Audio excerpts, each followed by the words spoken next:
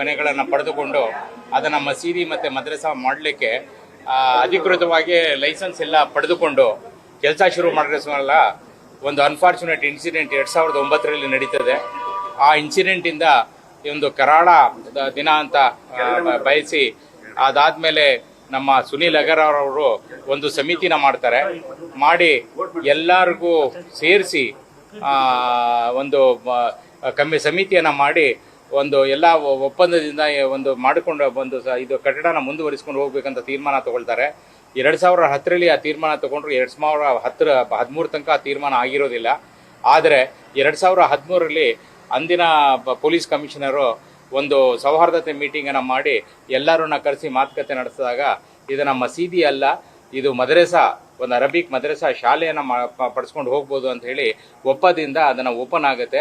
2013ರಿಂದ 2016 ತನಕ ಶಾಲೆ ರೀತಿಯಲ್ಲಿ ಅದು ನಡ್ಕೊಂಡು ಹೋಗ್ತಾ ಇರ್ತದೆ. 2016ರಲ್ಲಿ ಒನ್ಸ್ ಅಗೇನ್ ಅನ್ಫಾರ್ಚುನೇಟ್ ಇನ್ಸಿಡೆಂಟು ನಮ್ಮ ರಾಜೀವ್ ಅವ್ರದ್ದು ಒಂದು ಹತ್ಯೆ ಆಗುತ್ತೆ. ಆ ಹತ್ಯೆ ಆಗೋ ಸಮಯದಲ್ಲಿ ಮೈಸೂರಲ್ಲಿ ಒಂಥರ untoward incidents, arson, pelting of stones ಎಲ್ಲ ನಡೀತಾ ಇರ್ತದೆ.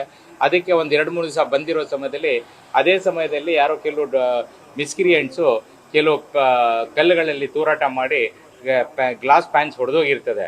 ಅದಕ್ಕೆ ಭಾಸ್ಕರ್ ಅಂತ ಸಬ್ ಇನ್ಸ್ಪೆಕ್ಟ್ರು ಮತ್ತು ACP ಕಮಿಷನರ್ ಯಾರೋ ಬಂದು ಅದನ್ನು ಪರಿಶೀಲನೆ ಮಾಡಬೇಕು ಅನ್ನೋ ಉದ್ದೇಶದಿಂದ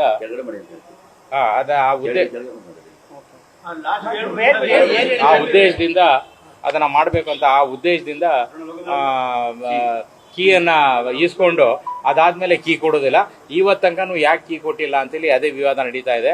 ಅದ ನಂತರ ನಾವು ಇದನ್ನು ಕೀ ಕೊಡದೇ ಇರೋ ಕಾರಣದಿಂದ ಹೈಕೋರ್ಟ್ಗೆ ಒಂದು ಅರ್ಜಿಯನ್ನು ಕೊಟ್ಟಿರ್ತೇವೆ. ಹೈಕೋರ್ಟಿಂದ 12 ವಾರದಲ್ಲಿ ಒಂದು ತೀರ್ಮಾನ ತಗೋಬೇಕು ಅಂತ DC-ಗೆ ಒಂದು ಆದೇಶ ಕೊಟ್ಟಿರ್ತಾರೆ.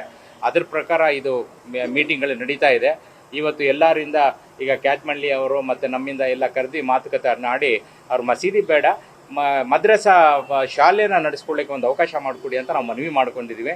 ಮತ್ತು ನಮಗೆ ಕೋರ್ಟು ಕಚೇರಿ ಅಥವಾ ಪೊಲೀಸ್ ಅಲ್ಲ, ನಾವೆಲ್ಲ ಸೌಹಾರ್ದತೆಯಿಂದ ಅಣ್ಣ ತಮ್ಮಿಂದ್ರ ನಾವು ಬಾಳಬೇಕು, ನಾವೆಲ್ಲ ಒಟ್ಟಾಗಿರಬೇಕು ಅಂತ ಹೇಳಿ ಒಂದು ಮನವಿಯನ್ನು ನಾವು ಬೇಡ್ಕೊಂಡಿದ್ದೀವಿ.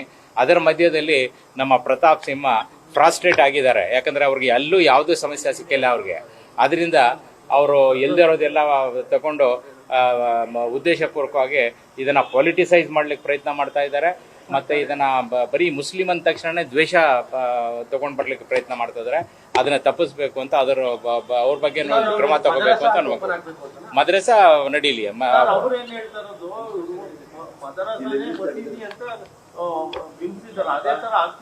ಇಲ್ಲ, ಅದು ಸುಳ್ಳು ಅಂತ ಹೇಳ್ತಾರೆ.